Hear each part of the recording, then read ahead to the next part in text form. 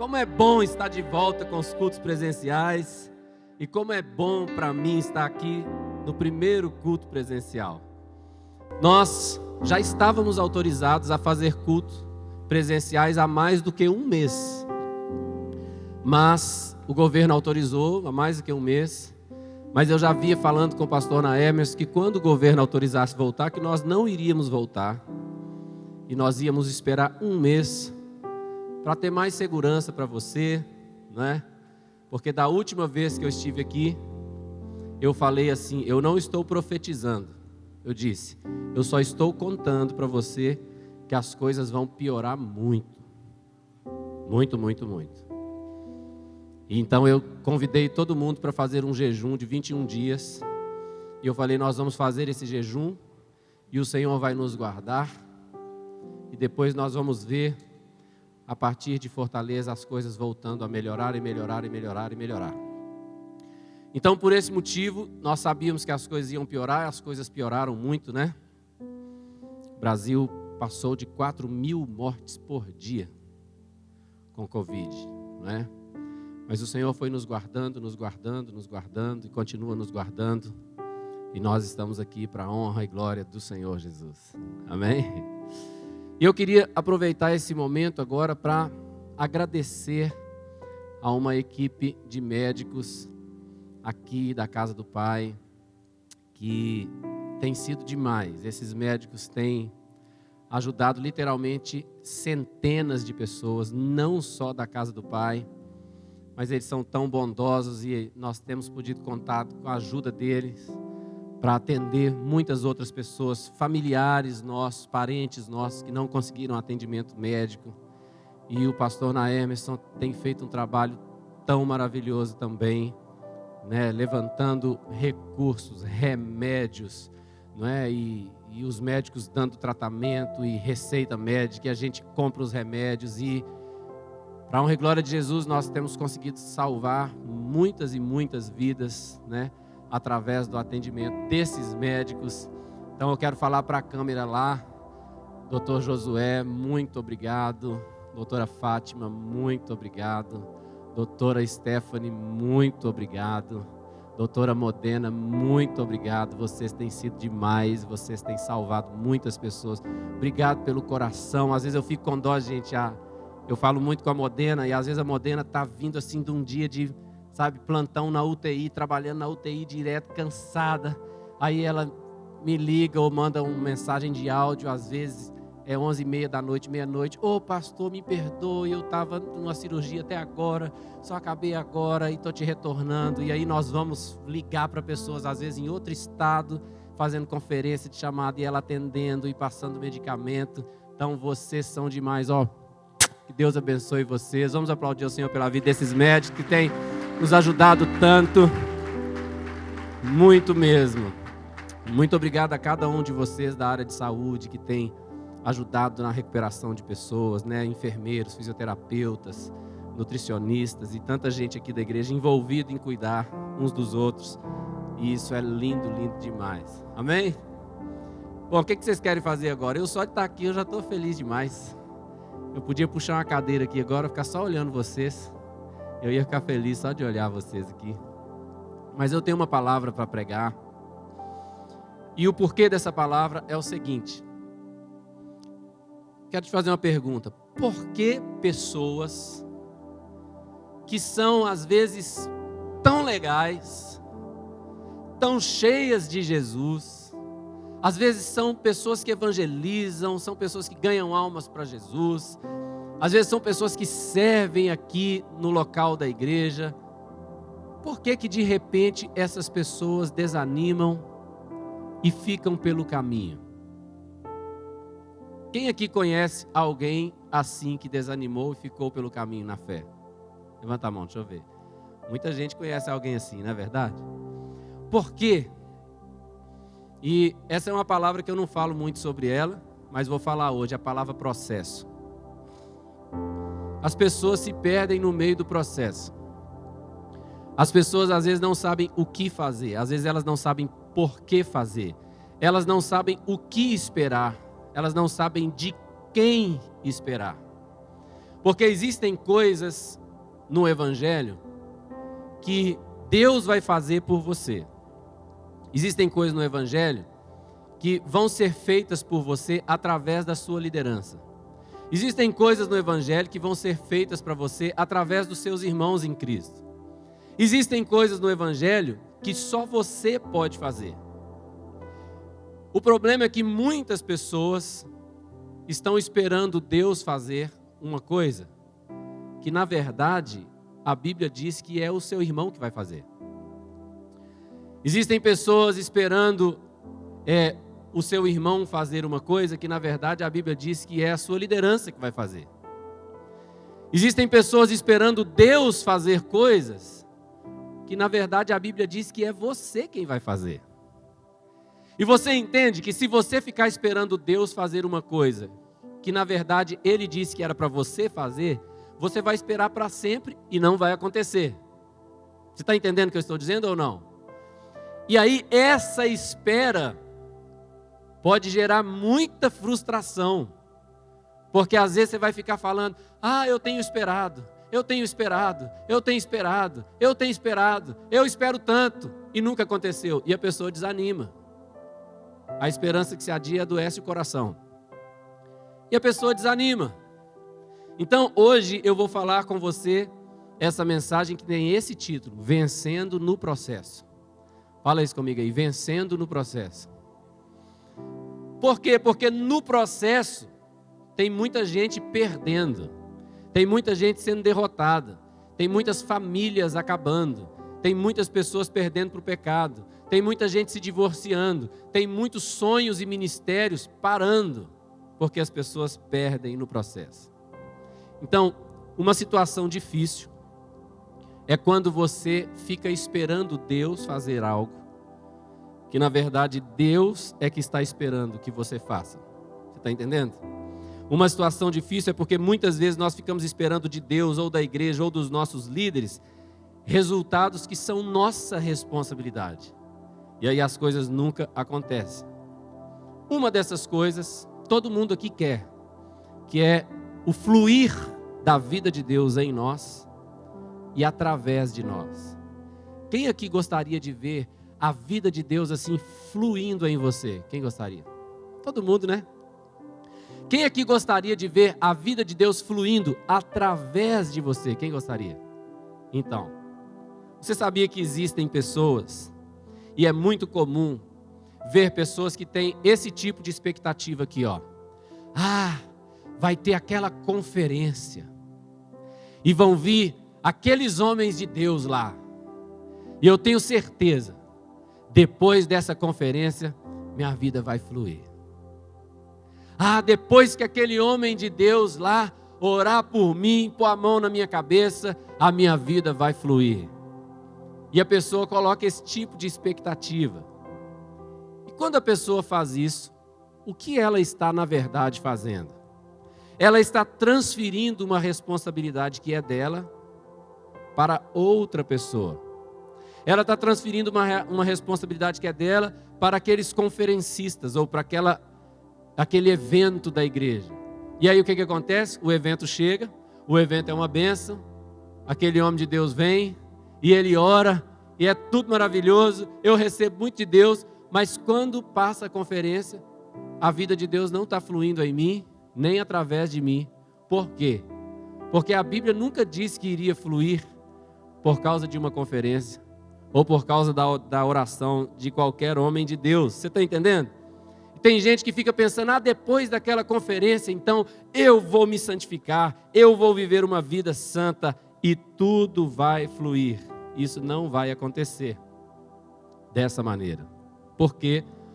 Porque eu estaria com esse pensamento transferindo uma responsabilidade minha para outra pessoa. Nós sabemos, irmãos, que a santidade, fala essa palavra comigo, santidade. Hoje, o tema dentro desse título, Vencendo no Processo, o tema central vai ser santidade. Por quê? Porque o que faz as pessoas perderem no processo é a falta de santidade. Santidade não é uma opção de vida. Santidade é um mandamento. A Bíblia não diz, se você sentir no coração, seja santo.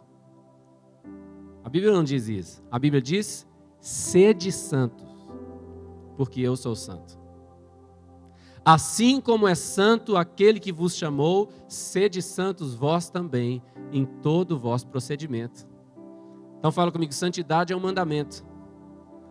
Santidade é um mandamento. Santidade não é uma opção.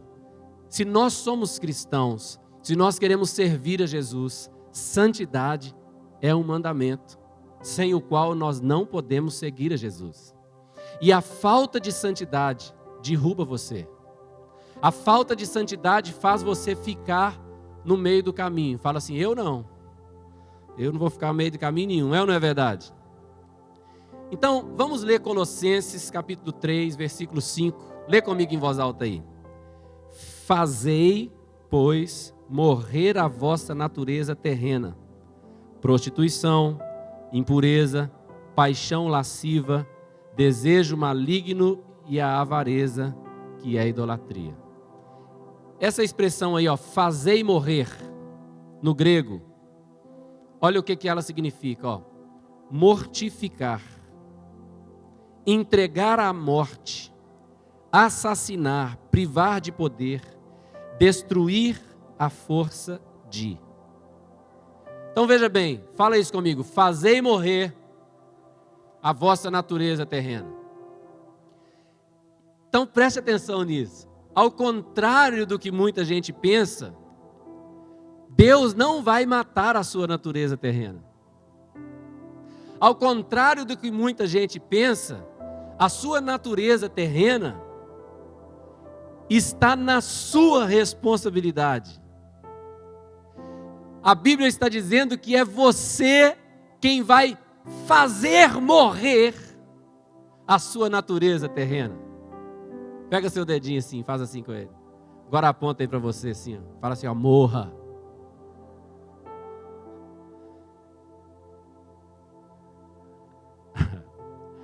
A sua natureza terrena tem que morrer. Só que eu não posso matá-la. Deus não vai matar a sua natureza terrena, a sua natureza de pecado, a sua natureza pecaminosa. O que a Bíblia está falando é fazei morrer. Belisca você mesmo e fala assim, morre, você vai morrer, eu vou matar tu. É nossa responsabilidade fazer morrer a nossa natureza terrena, amém? Então fala mais uma vez aí, morra. Apenas nós podemos matar a nossa natureza terrena. Agora, um grande problema é que quando nós começamos a pensar em pecado, pensar na nossa natureza terrena, a gente fica se lembrando só das coisas grandes, sabe? Aqueles pecados que a gente acha que são grandes, tipo pornografia, prostituição, adultério, vícios. De uma maneira geral, parece que a nossa mente é levada a pensar naquilo que a gente chama de grandes pecados.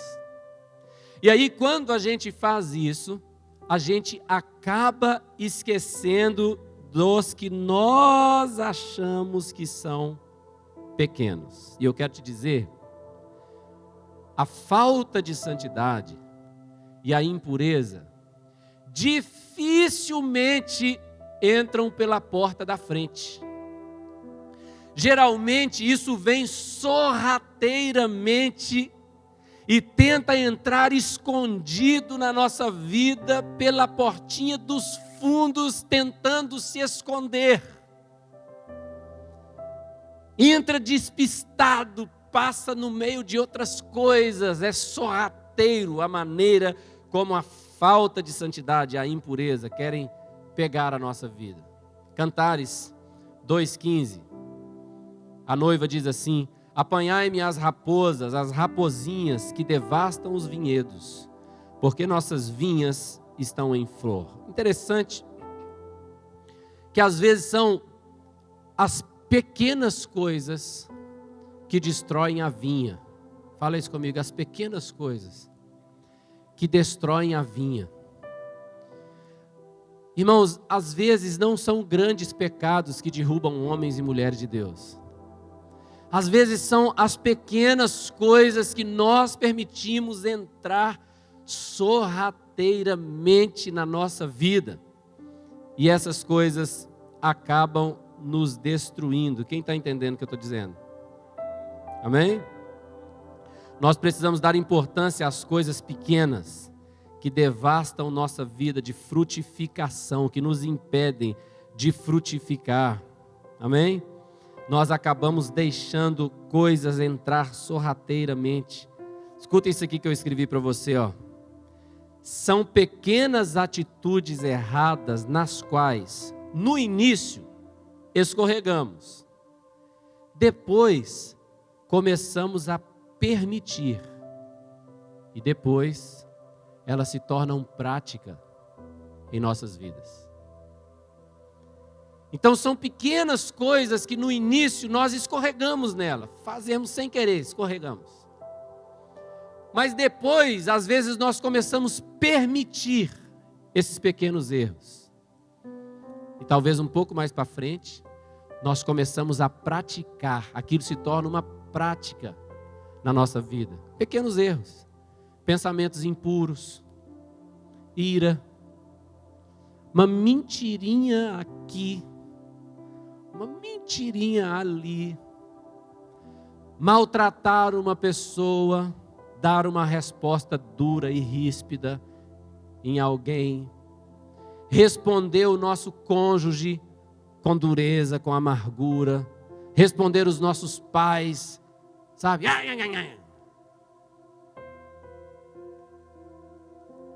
E de repente, nós estamos deixando que as pequenas raposas destruam a nossa vinha.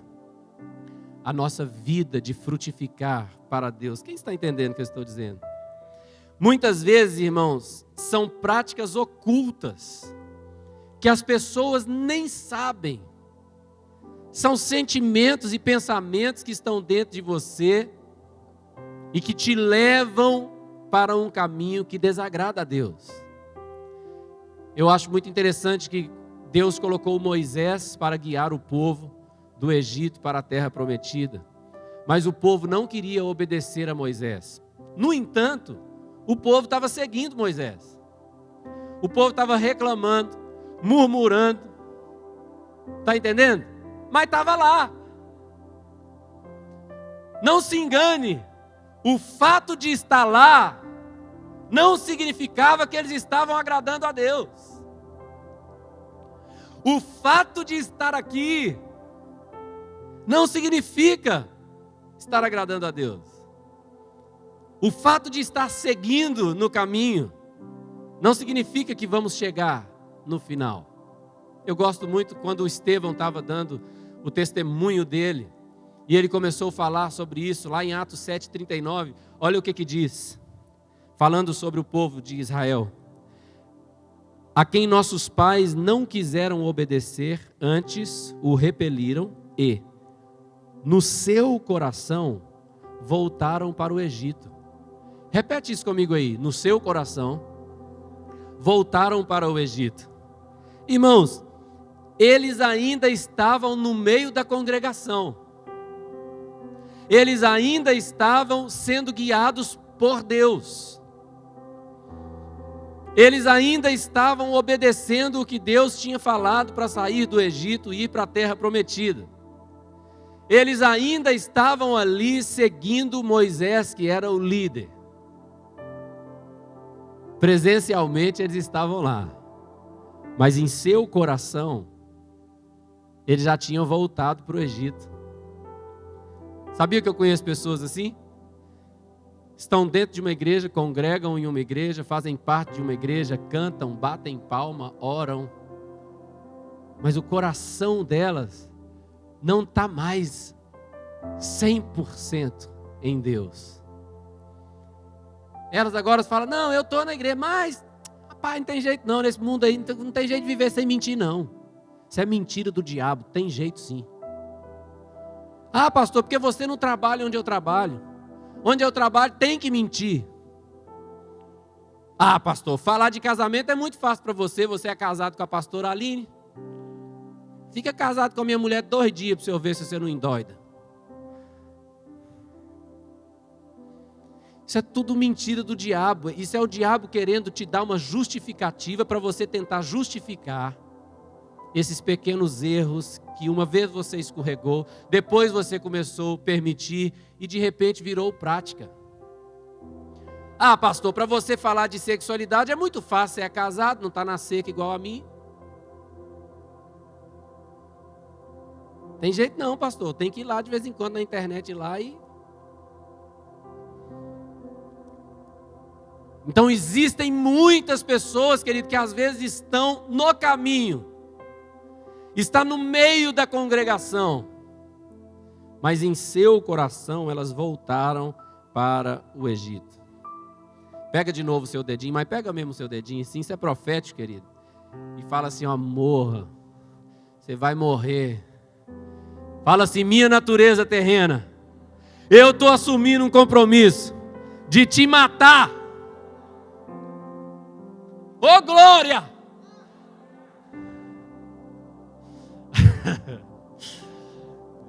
Quem se sente incomodado um pouquinho com isso? Só um pouquinho, fala a verdade. Fala a verdade, não mente não, Deus está vendo. Fala de novo assim, minha natureza terrena, eu estou assumindo um compromisso de matar você. Oh, glória a Deus. Agora, além de matar sua natureza terrena, existem outras coisas que você tem que arrancar da sua vida. Fala comigo, arrancar. Às vezes nós ficamos muito bonzinhos com os nossos pecados. Às vezes a gente fica até ninando nossos pecados. Oh. Às vezes a gente fica justificando o nosso pecado. Não, porque meu pai era assim, meu avô era assim, meu bisavô era assim, meu tataravô era assim, até Adão era assim. Esse negócio vem de muito tempo, pastor, não tem jeito não, está no sangue, está na família. E às vezes a gente vai ficando muito acomodados com situações e práticas na nossa vida que Deus nos mandou arrancar. Ele não disse que ia tirar, Ele não disse que sua liderança ia tirar, Ele não disse que a igreja ia tirar, Ele disse que você tem que arrancar. Bora ver? Vamos continuar então, Colossenses 3:8. 8 a 10. Vamos ler em voz alta? Agora, porém, despojai-vos igualmente de tudo isto. Bom, está muito ruim, vamos lá. Ira, indignação, maldade, maledicência, linguagem obscena do vosso falar. Não mintais uns aos outros, uma vez que vos despiste do velho homem com seus feitos, e vos revestiste do novo homem que se refaz para o pleno conhecimento. Fala bem alto aí. Segundo a imagem daquele que o criou. Fala de novo. Segundo a imagem daquele que o criou. Vai. Vou mudar o português para você entender mais fácil. Fala assim, ó. Igual, de acordo com a imagem de Jesus. Fala igual a Jesus. Então fala comigo. Esse novo homem que Deus quer que eu seja é igual a Jesus. Você quer ser igual a Jesus? Tá, então vamos voltar no verso 8 lá. Fala assim, ó, despojai-vos. Essa palavra, no grego, ela significa arrancar fora. Fala assim, ó, arrancar fora. Agora você vai fazer igual a mim, assim, ó, pega a sua mão de um jeito difícil de soltar e fala assim, ó, arrancar fora. Essas coisas têm que ser arrancadas daí. Que coisas? Fala comigo. Ira, Sabia que eu já fui uma pessoa muito irada. Estou cada vez menos. Cada vez menos, cada vez menos. Mas aí chegou um tempo na minha vida agora que eu falei assim, ó, não existe mais esse negócio de cada vez menos. Porque a Bíblia não falou assim, vai tirando aos pouquinhos, não. Despojai significa arranca fora. Não é tira um pouquinho, nem tira um pedacinho, nem vai melhorando dia a dia. É arranca fora. Então agora é o seguinte, sou irado mais não. E eu comecei a ter umas atitudes de fé a respeito disso. Não é? Porque tem dia, meu amado, você pode acordar todo alegre e tudo na vida parece que está cooperando para você ficar irado. É ou não é? Hein? Você acorda, você vai pegar uma coisa que não está lá, você quer outra não está lá. Aí você vai pegar a terceira coisa que você quer, na hora que você pega, ela cai e quebra. Não é assim? Aí você vai sair, na hora que você vai, chega no carro, vai ligar o carro, o pneu está furado. Aí você fala, meu Deus, tem que trocar o pneu. Aí você troca o pneu, entra no carro, vira a chave, a bateria acabou. Aí você fala, meu Deus, não pode, isso é o capeta. É ou não é verdade? Aí você sai e vai dirigir, todo sinal de trânsito fecha na hora de você passar. Você fala, não pode, todo mundo te fecha do trânsito. Você fala, gente, tem uma coisa aqui. Mas tudo isso não pode justificar a ira. E eu, uma vez, comecei a pensar assim, a Bíblia diz irai, mas não pecar, então até Deus ira, então irar não é pecado. Mas aqui está mandando eu tirar a ira fora. Então agora eu estou parecendo um doido, um cara assim meio retardado mental. Minha esposa ainda está em dúvida se eu estou normal. Porque de um tempo para cá, quando eu comecei a ver dentro de mim sinais de ira, eu fico em pé na minha casa e eu começo a dançar. Estou falando sério. Eu estou pronto para parar o carro e dançar na calçada. Dançar no aeroporto. E dançar e falar, eu sou alegre em Deus. Eu sou alegre em Deus. Eu estou fazendo isso, estou te falando que eu pareço um doido. A minha esposa passa para os meninos e fala, liga não, filho. Porque a Bíblia mandou eu arrancar a ira, a indignação. Eu gosto do cearense, o cearense fala assim, eu fico indignado, ó. Pois é, pode não. Rapaz, eu fico indignado com isso, ó. Pois é, não fique não. Arranca fora a indignação, a maldade, coisas que às vezes nós pensamos desejando o mal do outro. Nós temos que arrancar isso, não podemos aceitar isso. A maledicência, irmãos, nós não falamos mal de ninguém.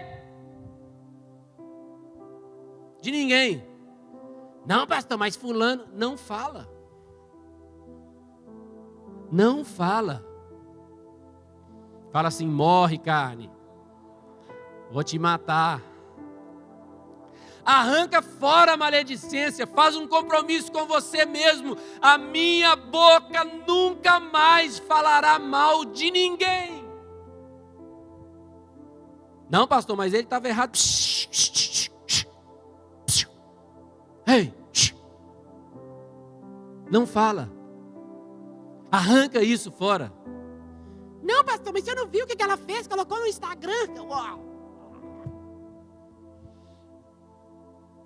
Não fala. Essas pequenas raposas estão destruindo sua vinha, você não está vendo não? Aí você fica perguntando, por que minha vida não frutifica, pastor? Por que a vida de Deus não flui em mim? Por que eu não sinto a vida de Deus fluindo em mim? Por que eu não sinto? Pastor, meu Deus, pastor, eu oro, eu jejuo, pastor, eu faço parte daí. Pastor, a minha célula, pastor, por que não cresce? Por que não flui? Por que eu não ganhei todo mundo para Jesus ainda? Porque as pequenas raposas estão mordendo a sua estrutura e atrapalhando a sua frutificação. As pequenas coisas que nós achamos que podemos conviver com elas, quando a Bíblia diz, arranca fora. Arranca isso fora. Amém? Linguagem obscena do vosso falar. Queridos, Nós devemos ser pessoas tementes a Deus. Nós devemos ser pessoas que o mundo olha para nós e fala, essa pessoa é muito diferente. Olha como essa pessoa... Nós devemos ser pessoas que sofrem o dano, que sofrem a perda. Nós devemos ser esse tipo de gente que dá a outra face. Pessoas piedosas, pessoas que o mundo vai olhar e vai falar, gente, essa pessoa é muito igual a Jesus.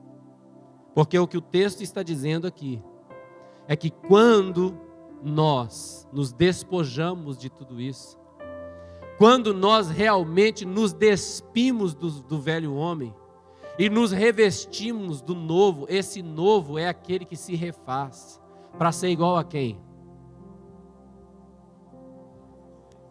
Igual a Jesus. Amém, querido? Agora, dentro do próprio texto de Colossenses, que toda essa mensagem está só dentro de Colossenses capítulo 3, existe o segredo de como nós vamos conseguir vencer todas essas coisas. E o segredo é dado antes. Então nós vamos ler agora Colossenses 3, versículo 1 a 3. Vamos ler, olha lá. Portanto, se fostes ressuscitados juntamente com Cristo, buscai as coisas... Vamos de novo? Buscai. Vamos de novo? Buscai as coisas lá do alto, onde Cristo vive, assentado à direita de Deus. Veja bem, as coisas do alto não vão assim cair sobre a sua cabeça. As coisas lá do alto precisam ser buscadas. Essa palavra buscar significa procurar com a intenção de achar. A palavra no original significa isso. Procurar com a intenção de achar. Irmãos, nós devemos ser procuradores, caçadores das coisas do alto. Eu quero as coisas do alto. Eu estou buscando as coisas do alto. Eu não tenho nada contra dar remédio para as pessoas que estão passando mal, mas eu quero impor as mãos e curar os enfermos. Eu não quero dar apenas uma cesta básica para o faminto, eu quero dar a vida eterna. Eu quero as coisas do alto. Irmãos, essa vida passa rápido demais. Eu me lembro, parece que foi ontem que eu era um adolescente, andando. Minha mãe estava conversando comigo esse dia e falou, meu filho, ano que vem você faz 40. Eu falei, calma mãe, não fala isso não. Mas é verdade, 40 anos, eu me lembro de ter 13, irmão, parece que foi ontem, a vida está passando, e a Bíblia está dizendo, busque as coisas do alto. Querido, eu quero falar para você, não perde a sua vida, não perde a sua vida, não perde a sua vida, você só tem essa, isso aqui não é um ensaio, está valendo, nós estamos no palco da vida, essa é a vida que temos, busque as coisas do alto. Por que tem tanta gente vivendo uma vidinha mais ou menos e deixando esses pequenos pecados entrar na sua vida? Porque elas só estão buscando as coisas aqui da terra. Só pensa na igreja assim no dia de ir para o culto ou no dia de ir para a célula. Mas ela vive buscando as coisas que estão aqui. Querido, todo tesouro que a gente ajuntar aqui, o ferrugem vai comer, a traça vai comer, o ladrão vai roubar. Senhor Jesus falou, junta tesouro lá, pensa lá, porque lá, se o seu tesouro estiver lá, seu coração vai estar também. Onde tiver o seu tesouro, aí estará o seu coração. Porque o que semeia da carne colherá corrupção, mas o que semeia no espírito, do espírito colherá a vida eterna.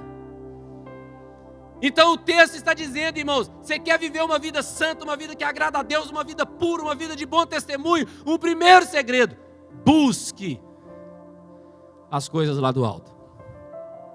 Segundo segredo está no próximo versículo. Olha aí, fala bem alto comigo. Pensai nas coisas lá do alto, não nas que são aqui da terra. Vamos ler o 3 também.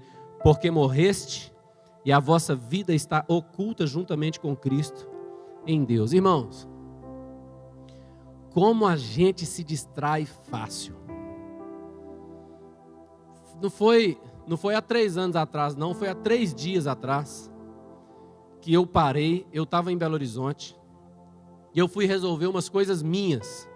Nada da igreja, nada de ministério, fui resolver umas coisas minhas. E chegou o final do dia, eu cheguei à casa da minha mãe, eu ia tomar banho, trocar de roupa, eu ia atender um irmão que congrega conosco aqui na igreja, mas ele estava lá em Belo Horizonte, eu fui fazer um aconselhamento com ele, junto com meu irmão, o pastor Geraldinho.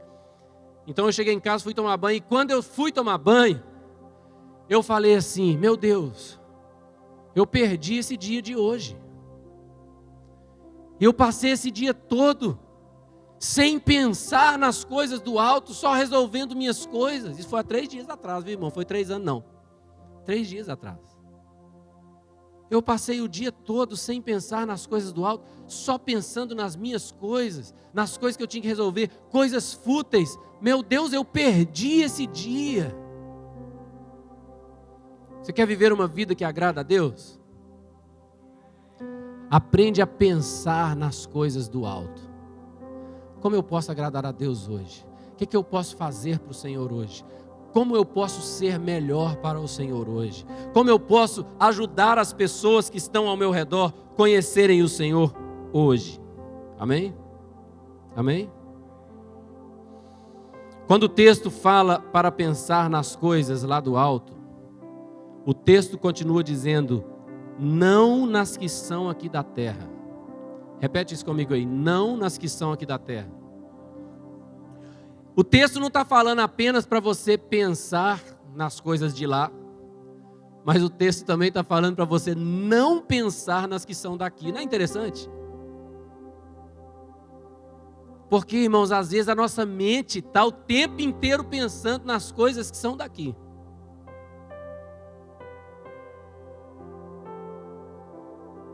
O Senhor quer te dar uma mente que pensa lá.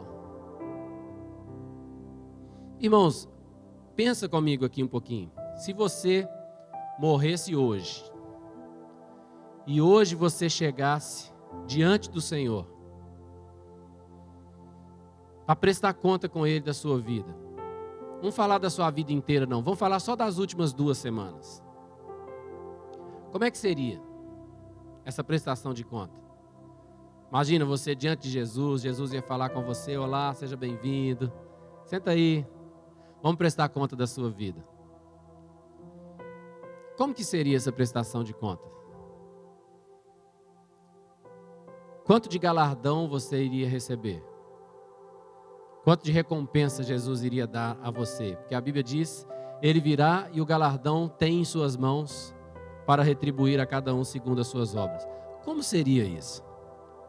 Se você chegasse diante de Jesus hoje para prestar conta com Ele hoje, como seria isso?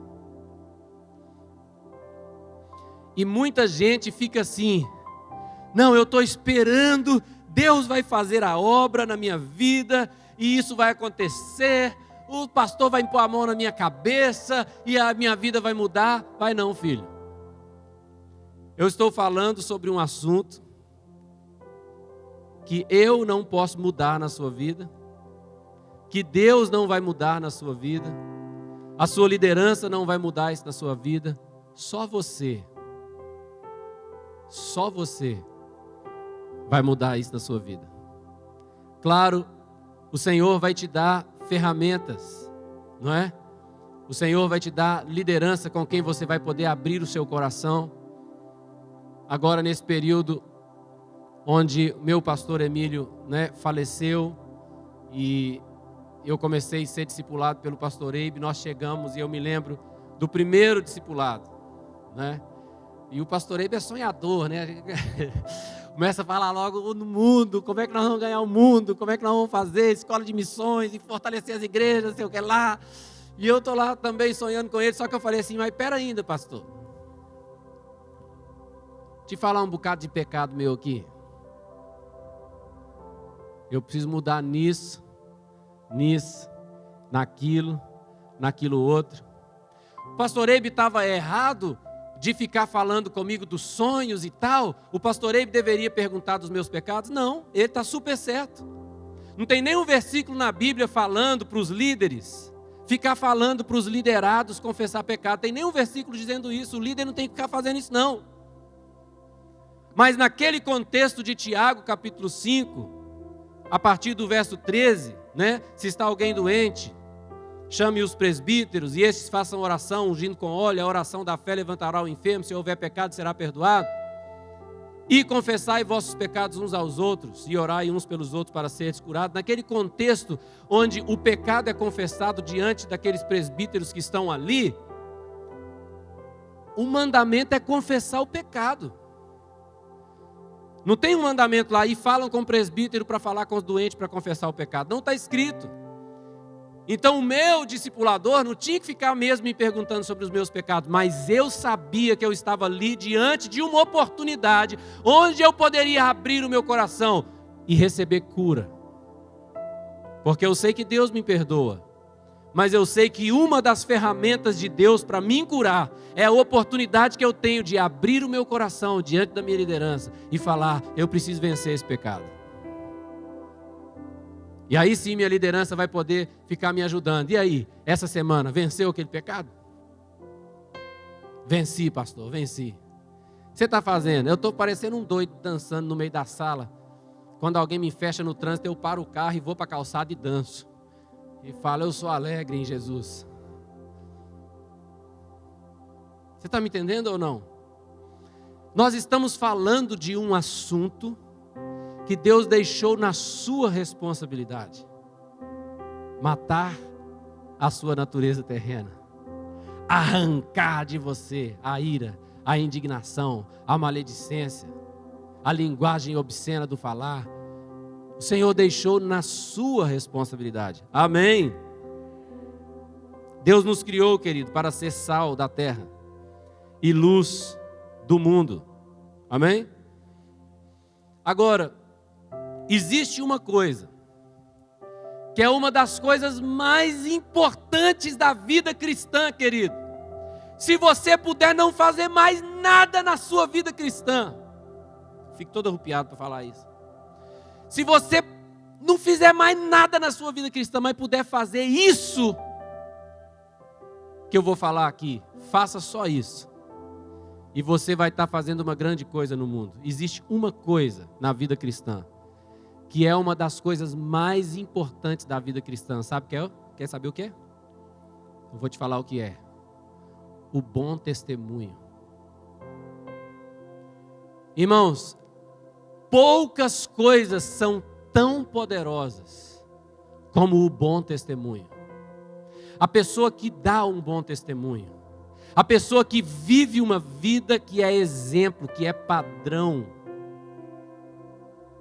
aquela pessoa de bom testemunho, aquela pessoa que é dócil no falar, aquela pessoa que é amorosa no falar, aquela pessoa que não fala mentira, aquela pessoa que não engana o outro, aquela pessoa que prefere tomar o prejuízo do que dar prejuízo para o outro. A pessoa que tem um bom testemunho é alguém que sempre vai colocar uma interrogação na cabeça do mundo. O que essa pessoa tem? Por que essa pessoa é assim? Como que essa pessoa consegue ser assim? Uma pessoa que tem um casamento, uma família alegre, filhos alegres, criados na presença do Senhor. Eu vou ler com você o último texto de hoje.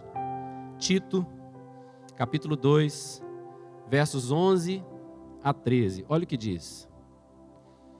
Porquanto a graça de Deus se manifestou salvadora a todos os homens, educando-nos para que, renegadas a impiedade e as paixões mundanas, vivamos no presente século sensata, justa e piedosamente, aguardando a bendita esperança e a manifestação da glória do nosso grande Deus e Salvador Jesus Cristo. Irmãos, eu estou sonhando, deixa só o versículo 12 para mim aí, por favor. Eu estou sonhando em cada vez mais me tornar um homem que vive dessa maneira. As 3 últimas palavras aí, ó. Eu quero viver sensata, justa e piedosamente. Eu quero andar pelas ruas, eu quero passar pelos lugares e alguém dizer, aí vai um homem piedoso. Que as pessoas digam de você, aí vai um homem piedoso, aí vai uma mulher piedosa, alguém temente a Deus, alguém que vive a piedade. Eu quero te contar uma história que o pastor Emílio contou aqui, a última vez que ele teve. Que diz que um homem mudou para uma nova vizinhança, e quando ele chegou na nova vizinhança, ele falou, vou evangelizar todo mundo aqui. E ele começou a tentar evangelizar o vizinho. E ele tentava evangelizar, levar o vizinho para o culto, convidava o vizinho para o culto.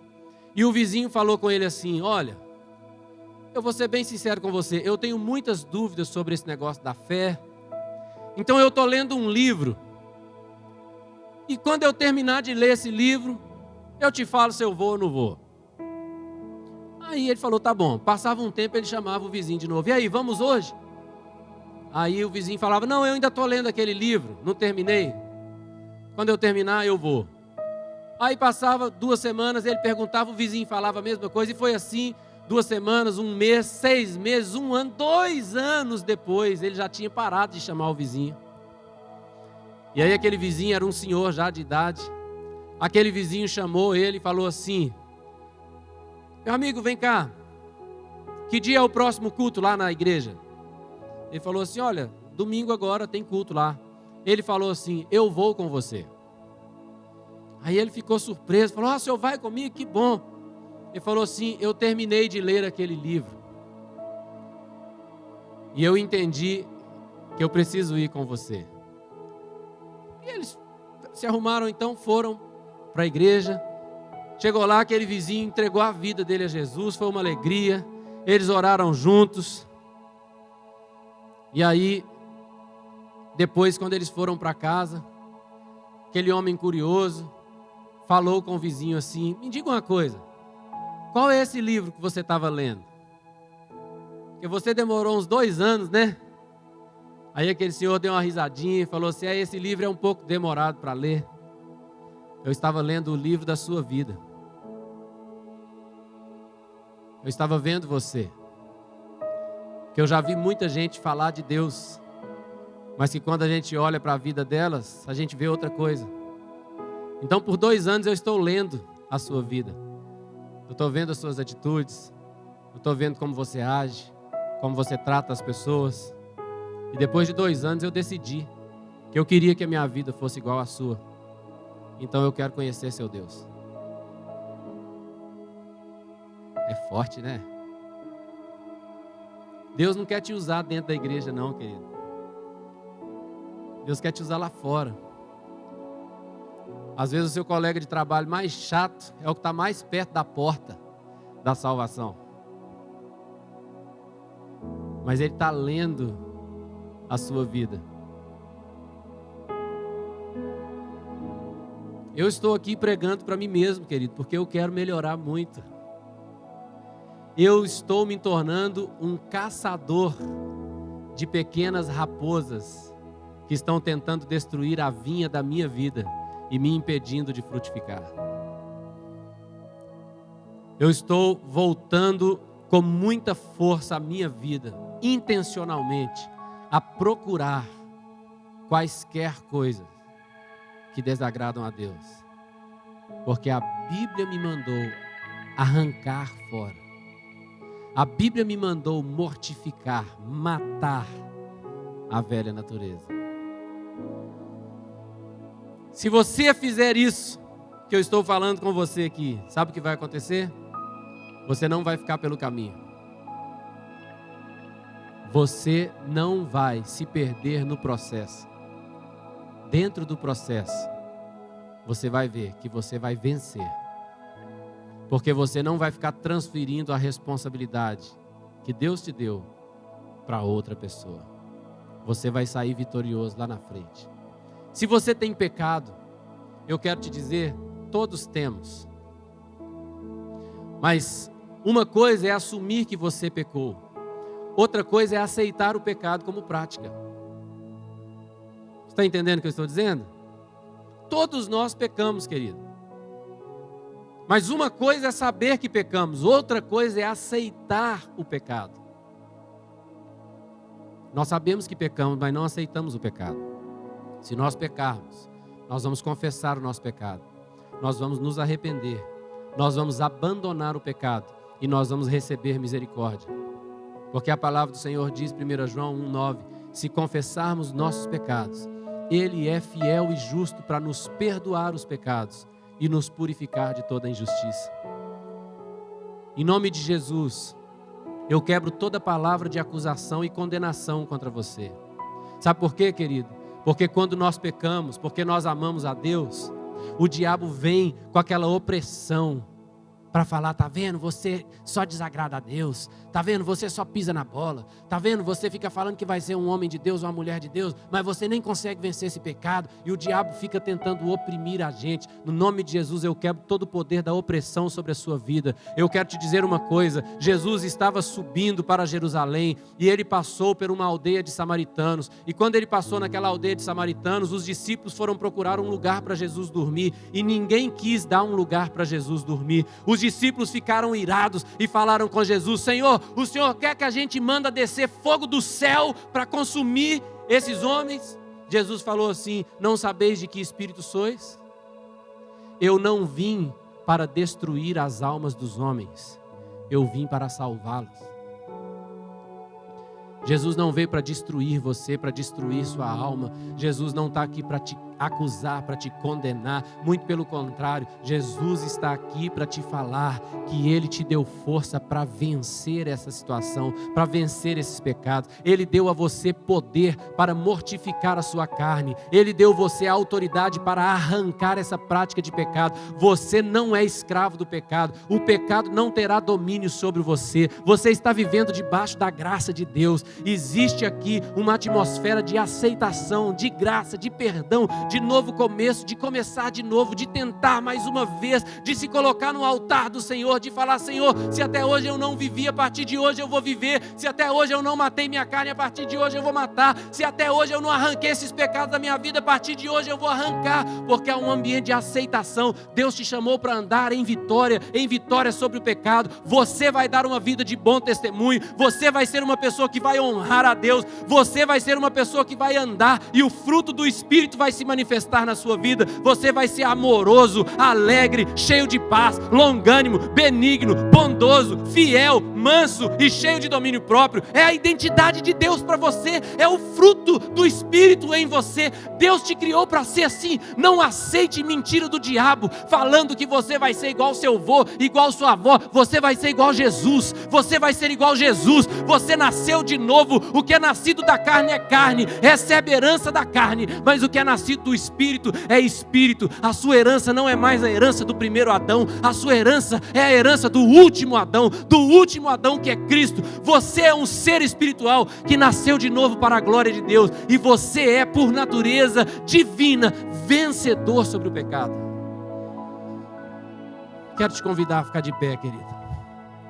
Você é vitorioso demais. Eu vejo uma unção para começar de novo aqui.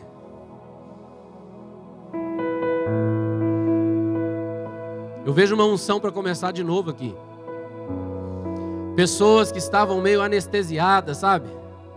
Deixando acontecer. Eu vejo Deus despertando você. Eu vejo algumas pessoas que estão falando, diabo, você está perdido comigo agora. Sua carne vai morrer. Esses pecados vão ser arrancados por você mesmo. Está na sua mão, na sua decisão. Amém? Eu quero convidar você agora a fechar os seus olhos e a pensar em todas as situações de pecado, de práticas que você precisa realmente arrancar da sua vida.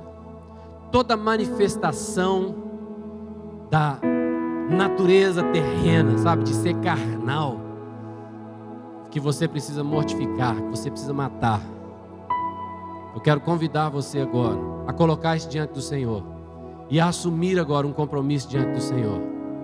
Um compromisso diante do Senhor, de que você vai matar a natureza terrena, de que você vai mortificar a sua carne, de que você vai arrancar essas práticas, mas que você vai glorificar a Deus. Amém?